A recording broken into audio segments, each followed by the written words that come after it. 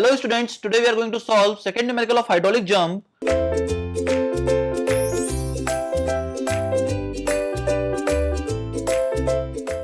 Now question is given as a sluice gate discharge water into a horizontal rectangular channel with a velocity of 10 meter per second and depth of flow of 1 meter. Now determine the depth of flow after the jump and consequent loss in total head. Now solution is given as, first we need to write the given quantities, that is V1 will be equals to 10 meter per second, that is the velocity of flow before hydraulic jump.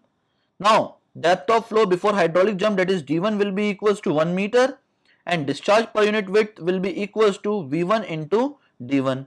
Now putting the value of V1 as 10 and D1 as 1, we will have Q equals to 10 meter square per second. Now the depth of flow after the jump is given as D2 equals to minus D1 by 2 plus under root of D1 square by 4 plus 2Q square upon GD1.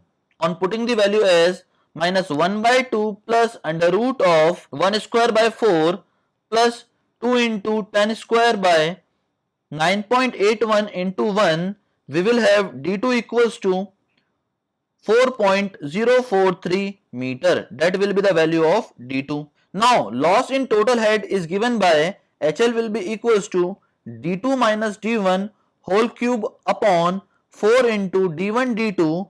On putting the value as 4.043 minus 1 whole cube upon 4 into 1 into 4.043, we will have HL equals to 1.742 meter. That will be the complete solution of this question. Thank you very much, students.